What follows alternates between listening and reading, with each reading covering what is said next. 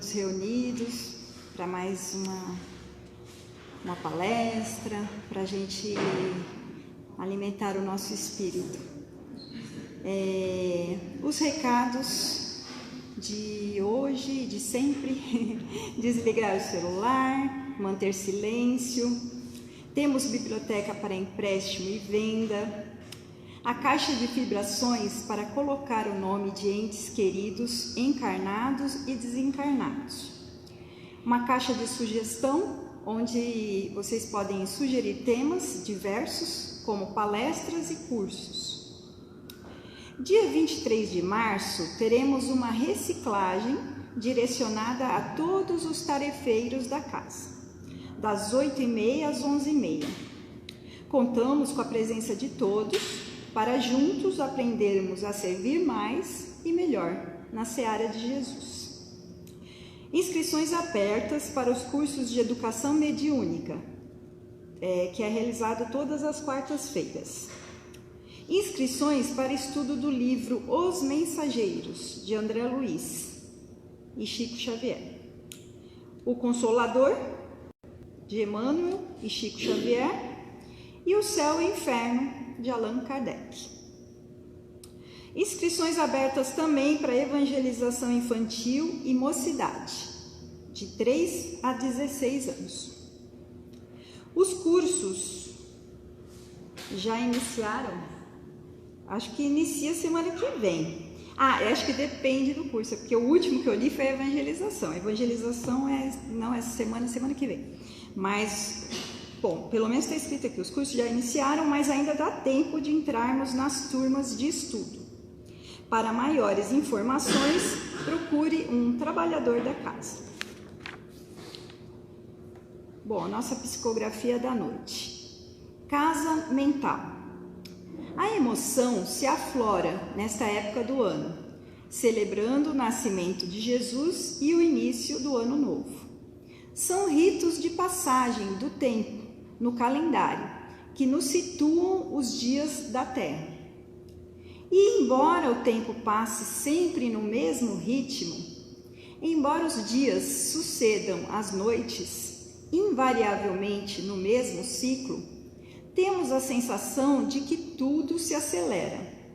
A pressa é grande, pressa de crescermos para nos adiantarmos na regeneração. Entretanto, a coletividade ainda está afeita aos eventos materiais, às experiências meramente carnais, às ocupações da rotina desvairada. E esquece do coração que pulsa no peito, dando o verdadeiro ritmo da evolução humana. O coração pulsa emoção, sentimento, pensamento e as emanações características de nossa individualidade. Embora os olhos não vejam, toda essa elaboração espiritual é fundamental à nossa existência. Nós definimos a qualidade de nossas emanações e nós respiramos o teor fluídico que nos é próprio. A saúde e a doença espiritual decorrem de tudo que se externaliza de nós. Desequilíbrios como ansiedade, exasperação, preocupação, melancolia, mágoa e tantos outros transtornos dos sentimentos circulam em nosso corpo físico e psicossomático, inundando-nos de nossas criações. Assim, a educação moral é básica, fundamental e obrigatória, a fim de renovar, transformar e amadurecer nossas emoções. Cuidemos cada qual da própria casa mental, porquanto, embora pareça simples e casual julgar a casa alheia, é na base da própria mente que erigimos a paz ou o sofrimento.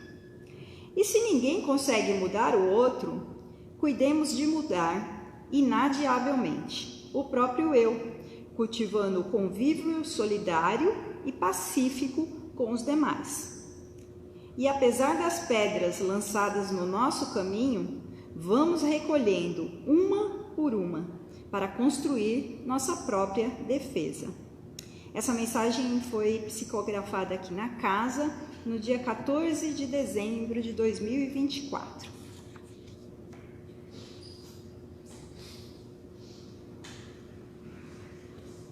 Querido Pai, amado Mestre Jesus, queridos amigos espirituais, mentores dessa tarefa, nós agradecemos mais uma vez pela oportunidade de estarmos aqui reunidos para o estudo do Evangelho do Cristo, que o nosso irmão Alexandre vai trazer com muito carinho para nós. Que possamos encaminhar-lhe as nossas melhores vibrações para que ele possa nos falar ao nosso coração e assim possamos nos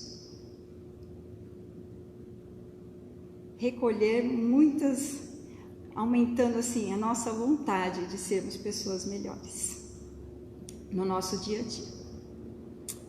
Que assim seja, graças a Deus.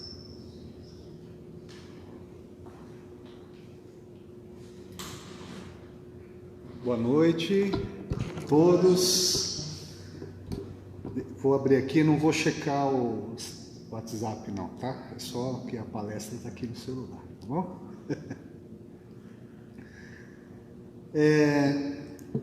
A nossa diretora Marcela, né? Ela nos deu o tema hoje para nós falarmos de uma passagem que tem no Evangelho chamado Nem Todos os que Dizem Senhor, Senhor, né? Essa passagem, ela está no Evangelho de Mateus, capítulo 7, versículo 21. E nós conhecemos, né, essa passagem como uma parte do Sermão da Montanha, né? Eu dei uma palestra no comecinho do ano aqui e eu mencionei, né, que foi uma palestra sobre o Pai Nosso, né? E eu mencionei que cada frase do Pai Nosso daria para nós fazermos uma palestra ou até escrevermos um livro, né? Se nós pesquisássemos. E no caso do Sermão da Montanha, é a mesma coisa. Gandhi, ele falou que se todos os livros religiosos da Terra desaparecessem e nós ficássemos apenas com o Sermão da Montanha, já estaríamos salvos, né? Já estaria ok, né? Então é muito importante para todos os que gostam, né? Que gostariam de aprofundar-se, né? No cristianismo, de se tornarem cristãos, que lessem o Sermão da Montanha, né?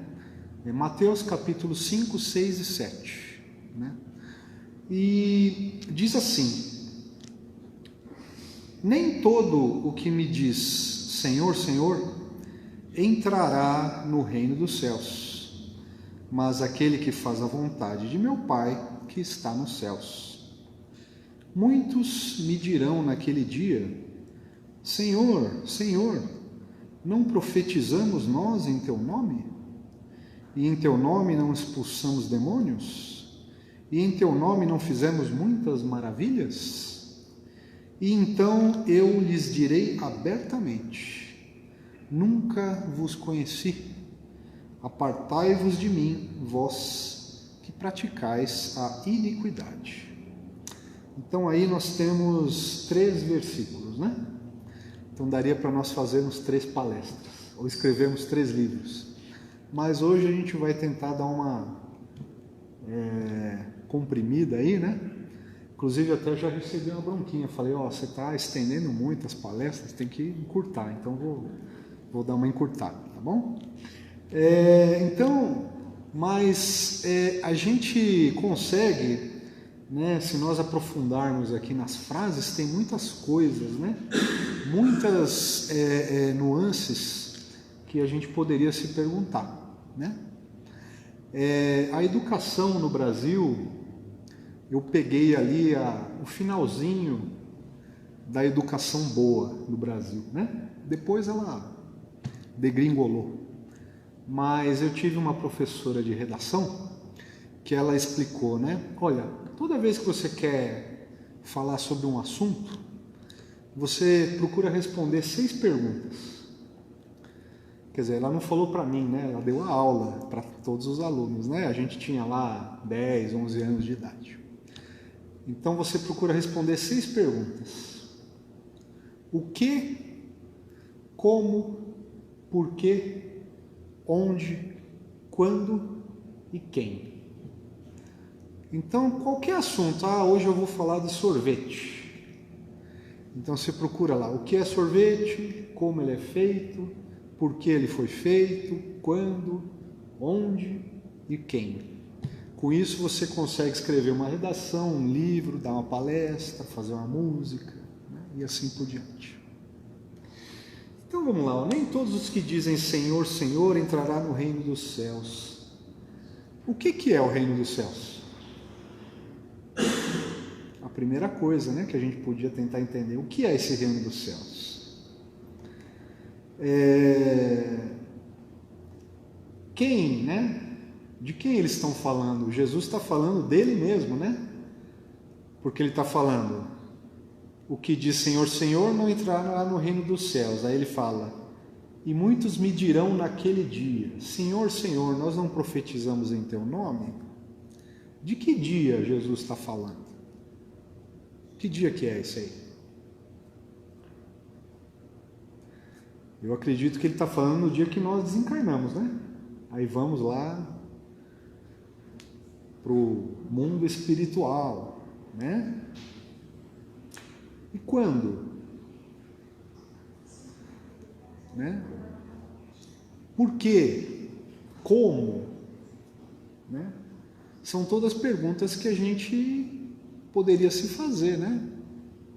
Como que é esse processo aí? Então Jesus fica ali numa mesinha, eu chego lá, falo, Senhor, Senhor, aí ele fala, se afaste de mim, será que é desse jeito? Né? Como que ele sabe que a gente praticou iniquidade? Fica alguém monitorando, escrevendo num caderninho? Onde que é esse reino dos céus? Tem um local específico? Então você vê que só num primeiro versículo tem um monte de perguntas que eu não sei responder, né? Por quê, como, quando, onde, quem, né? Por isso que nós temos muita necessidade, como foi feito aqui no domingo passado, né, de estudar, não é? Porque muitas vezes nós acreditamos, né, que nós praticamos uma determinada religião, mas a gente não sabe nada. Por que eu estou fazendo aquilo? Né? O que está acontecendo? Então a necessidade de nós adquirirmos conhecimento é primordial. Né? O Espiritismo é a fé raciocinada. Então a gente tem que saber por que a gente está fazendo aquelas coisas. Né? No passado, os homens, quando eu digo homens, né, é vício, mas é a humanidade, né, que a gente tem que incluir as mulheres hoje em dia, é claro, né? Ficar falando homens é machista. A humanidade, ela procurava responder essas perguntas. O que existe depois da morte? Né? Existe algo além do puramente material? Existe alguma coisa que direciona nossas vidas? Eu estou falando dos homens pré-históricos, né? E a partir daí, eles foram desenvolvendo noções do que seja o divino. E foram desenvolvendo práticas religiosas, né? Quem gosta aí de estudar a história sabe, né, que foram encontrados muitos sítios arqueológicos com objetos que demonstravam que os seres humanos eles realizavam rituais religiosos, né? Então eles encontravam do lado de corpos, de esqueletos, eles encontravam objetos do lado, encontravam símbolos desenhados, o que dava uma noção de que talvez eles já tinham alguma ideia do que seria o divino. E foram adotando práticas. Uma das práticas mais conhecidas que a história nos dá, na arqueologia, é o sacrifício, né? Sacrifício de animais. São encontrados, né, em sítios arqueológicos muitas ossadas e muitas oferendas, né, altares em que esses sacrifícios eram realizados. E na origem da nossa religião cristã está também essa prática em que a gente vê no Evangelho que Abraão praticava o sacrifício de animais. Tem aquela famosa passagem em que é pedido para ele sacrificar o próprio filho. E ele vai lá no monte ali e realmente amarra o menino tal. Na hora que ele vai matar o menino, diz o Antigo Testamento, aparece um anjo e fala: não, Abraão, não faz isso.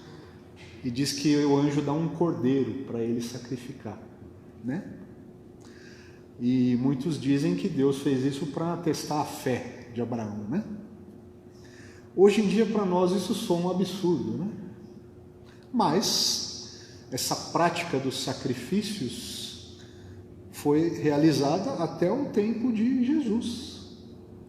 Os judeus ainda faziam isso.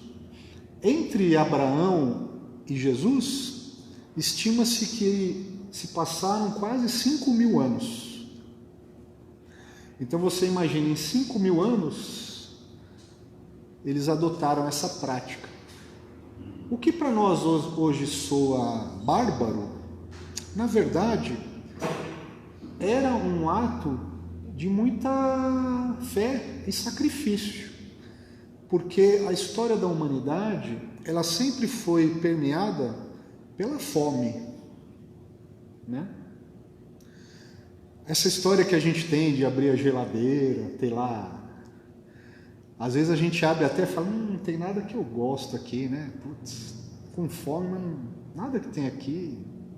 Ou ir num restaurante, uma pessoa trazer um prato para você. A gente ir no supermercado e ter gôndolas cheias, isso é uma coisa de 60, 70 anos na humanidade. Na história humana, até praticamente o início do século XX, a comida sempre foi escassa. As pessoas comiam o que tinham, né? Se fala ainda que o ketchup ele foi inventado para disfarçar o sabor da carne, porque a carne ela apodrecia antes de chegar no prato das pessoas. Então o pessoal tacava o ketchup lá para conseguir comer aquilo, né? Então o ato de você sacrificar um bicho ali para um Deus era um ato de muito sacrifício. Já denotava uma grande fé daqueles homens primitivos lá, né? Só que com o tempo essa prática se espalhou e mesmo as pessoas abastadas também continuavam a fazer isso, né? Seguindo a religião, né, que nós estamos falando do cristianismo, aparece Moisés. Entre Abraão e Moisés, milênios, né? E Moisés, ele dá uma modificação muito grande na prática religiosa, porque ele introduz leis morais. Porque as práticas religiosas que os humanos faziam eram para obter vantagens, né? Então eles sacrificavam lá uma parte da colheita, um bicho, para quê?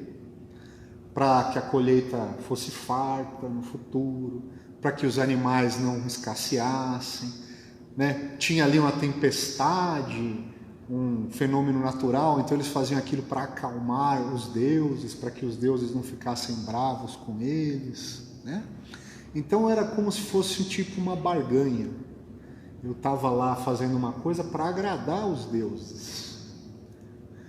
Mas eu continuava, né, fazendo preces para que eu fosse bem na guerra contra os inimigos. Então eu vou lá, então que os deuses me ajudem a matar, né, que eu não seja morto, né? Existiam civilizações que tinham a prática também de matar e comer pedaços do corpo dos inimigos, porque eles diziam que daí a alma daqueles inimigos iam entrar eles iam ficar fortes, né? Coisas que para nós hoje são bárbaras, mas que até hoje existem. Existem práticas religiosas de sacrifícios de animais.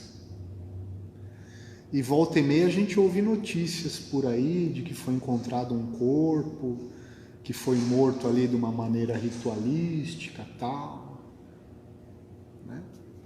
Então as pessoas que fazem isso, elas estão agindo igual os homens lá da pré-história. Moisés, ele dá as primeiras leis morais, e que a gente conhece como 10 mandamentos. Então tá lá: honrar pai e mãe, não matarás, não darás falso testemunho, não cobiçar a mulher do próximo, né? E na verdade não é só a mulher, o jumento, o boi, né? Tá lá nos mandamentos. Então ele já dá algumas regras de comportamento para as pessoas. E só que Moisés, além de ter que dar uma prática religiosa para as pessoas, ele tinha também que dar leis civis. Porque você imagina um povo que foi mantido séculos escravizado, você pegar toda uma população e levar ali para um deserto, morando em barracas com todo tipo de escassez possível. Então ele tinha que dar leis duras para governar aquele povo. Tá lá, ó, se você for pegando um animal do outro lá, você vai ser morto, né? Por quê? Porque ele tinha que ser duro e tinha que falar, ó, essa lei aqui é a lei de Deus, né? Quanto mais rebelde o povo, mais duras tem que ser as leis. Se você entra num ônibus aqui em Santo André ou em São Paulo, tá lá: proibido o uso de aparelho sonoro com volume alto, multa de tanto, tal. Ora, isso deveria ser óbvio, né? Pô, se eu estou num ônibus, eu não vou colocar uma caixa de som, o meu celular no último volume. Não deveria ter que ter uma lei para isso. Mas como nós somos um povo rebelde, né, tem que ter uma lei que proíba você fazer uma coisa básica de educação, que todo mundo deveria fazer, né? Com o povo judeu escravizado da época era a mesma coisa. Se Moisés não tivesse estabelecido leis rígidas, ele não teria conseguido controlar aquelas pessoas. E essas leis, elas foram sendo colocadas, e na época de Jesus existiam 613 mandamentos que os judeus tinham que seguir. Entre eles tinha lá, ó, antes de comer, você tem que lavar as mãos. Então as pessoas faziam até um ritual lá, né? Tinha uma toalhinha especial, né? Por quê? Porque o pessoal não tinha noção de higiene básica. Então o pessoal ia trabalhar, ia no banheiro, etc., não lavava a mão antes de comer, ficava doente. Aí Moisés estabeleceu uma lei: não, você tem que lavar as mãos, né? Se uma mulher tivesse no período menstrual, tinha uma lei lá: essa mulher tem que ficar separada, ela não pode ser tocada. Por que ele estabeleceu essa lei? Porque imagina os homens ali embrutecidos, que tinha ali uma mulher num deserto, sem água, sem nada, querendo ter relações com a mulher, com ela no período menstrual, aí ia causar o quê? Doença, ia causar...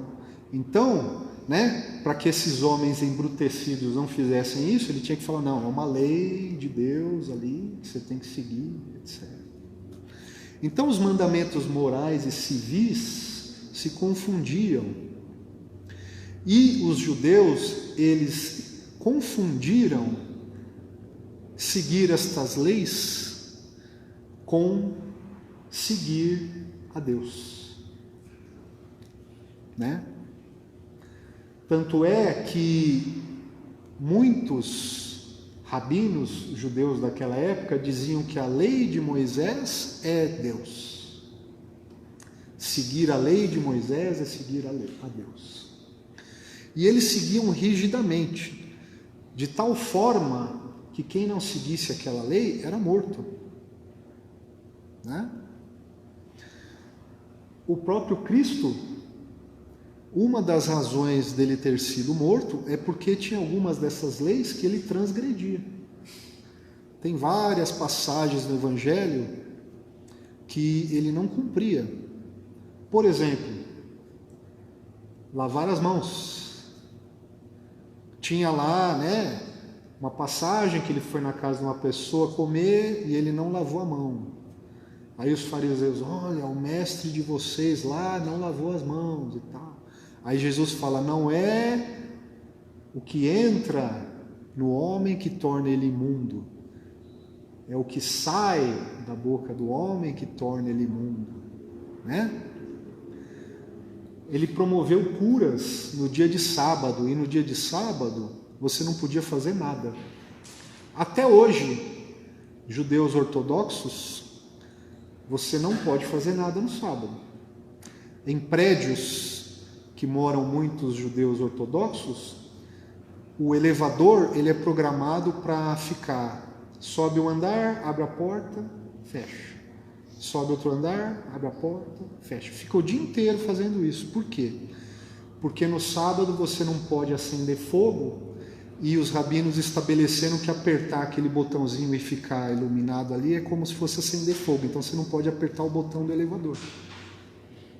Hoje, século 21, isso existe, né? Então Jesus curava lá uma pessoa e os fariseus, olha, você imagina como que é forte, né? Eles tinham acabado de presenciar um milagre. Uma pessoa que foi cego desde nascença volta a enxergar. E eles ficavam bravos com Jesus porque curou aquele homem que era cego desde nascença. Então você vê como é que era entranhado na mente dessas pessoas. Você acabou de ver um milagre e você está preocupado que é sábado e ele não podia fazer aquele milagre. E nós todos temos uma mente muito parecida com essas pessoas. Nós nos apegamos muito aos rituais, né? Nós fazemos rituais para tudo. Nós vamos lá, é formatura, então todo mundo se veste de preto, coloca aquele chapéuzinho, chama a pessoa lá na frente, aí no final fica todo mundo lá, acabou, pega aquele chapéuzinho e joga para o alto. Isso é um ritual, né? Casamento.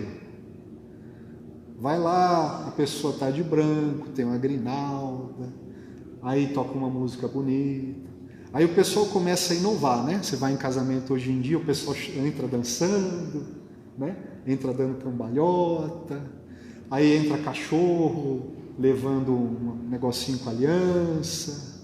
Tem de tudo em casamento hoje em dia, né? Mas é um ritual também. E se você estragar lá, não fizer o negócio do jeito que a pessoa quer, tal, a pessoa fica muito brava. Então você vê que nós somos seres ritualísticos. Nós temos isso em nós, né? A gente faz ritual para tudo. E é mais ou menos o que Jesus está combatendo aqui. Nós não temos pessoas hoje em dia que ficam, falando, Senhor, Senhor, olha, eu vou profetizar aqui em nome de Jesus, no seu nome, eu vou aqui, pegar aqui a passagem, eu não vou expulsar demônio em seu nome, tal, Aí Jesus fala, não, se afasta de mim, eu nem sei quem você é, você pratica iniquidade. Por que nós fazemos isso? Porque nós substituímos a prática do amor ao próximo pelos rituais religiosos. Muitas vezes a gente acha que praticar aqueles rituais que determinada religião estabelece é servir a Deus.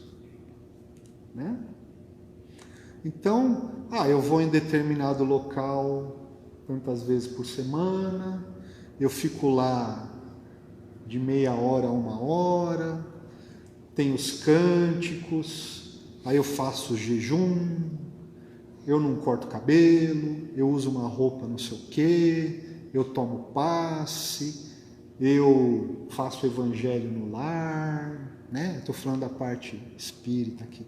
Eu assisto o filme lá, Nosso Lar 2, Os Mensageiros, A Vida de Chico Xavier, partes do Cesta Básica. Então, cada religião tem as suas regras lá. E nós achamos que seguir aquelas regras é ser uma pessoa religiosa. A gente substitui, porque é muito mais fácil eu seguir regras do que eu ter amor ao próximo. O que é mais fácil? Eu subir de joelho a escadaria lá de uma igreja? Ou tratar bem uma pessoa que acabou lá de pisar no meu pé, de me fechar no trânsito, de me passar a perna no trabalho? É muito mais fácil, eu fico até com o joelho sangrando, mas eu consigo fazer. Agora, aquela pessoa que eu detesto, uma pessoa que me humilha, que me fez mal, eu perdoar ela é muito mais difícil. Então o que eu faço? Eu sigo a ritualística daquela religião lá que eu sigo e beleza, eu acho que eu estou legal. Só que sinto muito, agora para vocês já não dá mais, porque vocês já sabem dessa passagem aqui, não tem mais como voltar atrás, Mas existe uma razão para isso existir. Porque todas as pessoas estão em níveis diferentes de evolução. Então, para algumas pessoas, aquela prática religiosa é importante. Aquela medalhinha, aquela imagem, um quadro de Jesus, um altarzinho que ela faz em casa, uma Bíblia que ela tem lá. Aquilo é importante, por quê? Porque ela está colocando a fé dela naquela coisa. Então, para ela é importante e dá resultado, Muitas pessoas conhecem o caso lá de João de Deus, Que ele se dizia um médium curador, ficava numa cidade lá em Abadiana. Hoje em dia nós sabemos que ele tomava dinheiro das pessoas e algumas mulheres que iam lá ele estuprava, Só que muitas pessoas que foram lá se curaram. Realmente, foram lá com doenças, etc., e foram curadas. Como que é isso, E daí a gente se remete a uma passagem do Evangelho da mulher com hemorragia. Era uma mulher que ficou 12 anos com hemorragia. Hoje em dia a gente conhece essa doença como hemofilia, A hemofilia é uma doença que a questão do coágulo, do sangue, ele não acontece, Então é muito raro existirem mulheres hemofílicas. Por quê? Porque as mulheres menstruam e elas perdem o sangue e morrem, né? Com homens hemofílicos é mais comum, porque os homens, como eles não têm a menstruação, só quando eles se ferem, né? Eles perdem muito sangue e aí ficam com problemas. Mas hoje já tem tratamento, mas naquela época não tinha, né? Então a gente pode chutar, né, que essa mulher era hemofílica. E ela ficou 12 anos com fluxo de sangue sem parar. E daí diz o Evangelho que Jesus estava passando numa cidade chamada Cafarnaum com uma multidão do lado, porque Jesus já era famoso pelas curas. E essa mulher ouviu falar de Jesus e foi lá, né, para tentar a cura. E ele está passando, então estava difícil, né? Tinha uma multidão, e daí a mulher vai lá e toca na beiradinha do manto dele. Daí Jesus para, né? Falou: ó, senti que de mim saíram virtudes. Quem me tocou? E daí Pedro, né, que sempre foi meio, falou: pô, mestre, tem um monte de gente aqui, você está perguntando quem que tocou o senhor? Todo mundo tocou o senhor. Ele falou: não, saiu uma virtude de mim, quem me tocou? Daí uma moça, né, fala: ó, fui eu, né? Aí ele fala: por que você me tocou? Ela falou: ah, eu fiquei 12 anos sangrando, e eu sabia que se eu tocasse só na pontinha do seu manto, eu ia ser curada.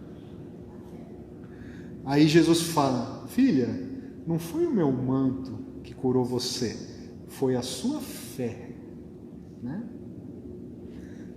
Então, quer dizer, aí fica óbvio o que aconteceu lá com o João de Deus. A pessoa ia lá com fé, né, que ela ia ser curada se ela visse um criminoso, porque hoje nós sabemos que é um criminoso, mas ela não sabia disso, ela tinha fé que aquilo ia acontecer com ela.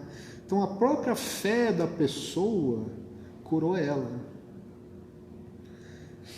Hoje em dia, com a doutrina espírita, nós sabemos que esses objetos, né, que esses rituais, que essas práticas que nós fazemos, por si só não tem efeito nenhum, né?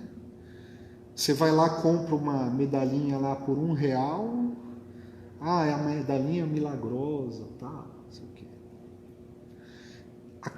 Aquele pedacinho de metal lá por si só não tem nenhum efeito, não tem nada ali.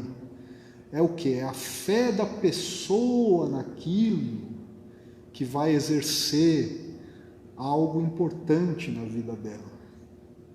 Então nós não devemos nunca, né, desdenhar ou achar que essas pessoas que têm fé nessas coisas estão erradas. Não, é a maneira que a pessoa achou, que a pessoa encontrou para ter uma prática religiosa. Mas, como diz aqui no Evangelho, não adianta nada eu ter minha casa cheia de medalha, de crucifixo, de imagem, frequentar o centro, ir na igreja evangélica, ir na igreja católica, ir na igreja budista, se eu praticar iniquidades. Eu vou chegar lá no dia, Jesus fala: não sei quem você é, nossa, mas eu ia na igreja toda semana, eu ajoelhava, eu fazia jejum, eu não sei o quê. Eu falo: se aparta de mim, eu não sei quem você é. Nunca, né? Porque não adianta. O Evangelho, ele é cheio de coisas óbvias. Se eu parar para pensar um pouquinho, não precisava nem estar no Evangelho, né?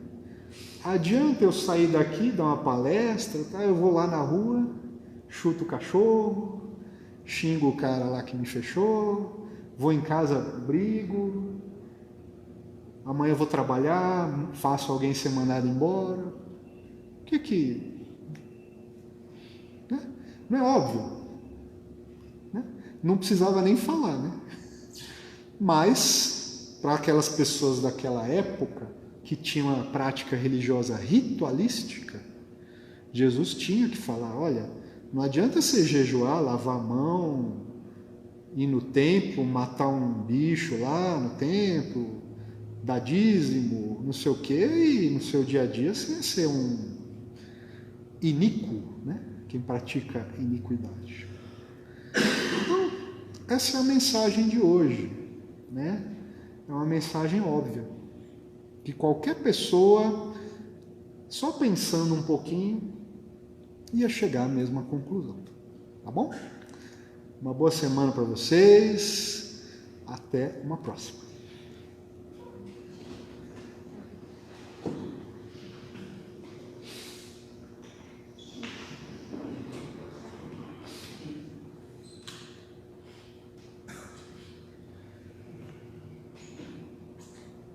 E agora, alimentados pelo pão espiritual, que possamos refletir nas palavras que ouvimos e que possamos receber sempre a inspiração do alto, para que possamos aplicar no nosso dia a dia, para somente assim nos tornarmos pessoas melhores, com melhores pensamentos, palavras e ações.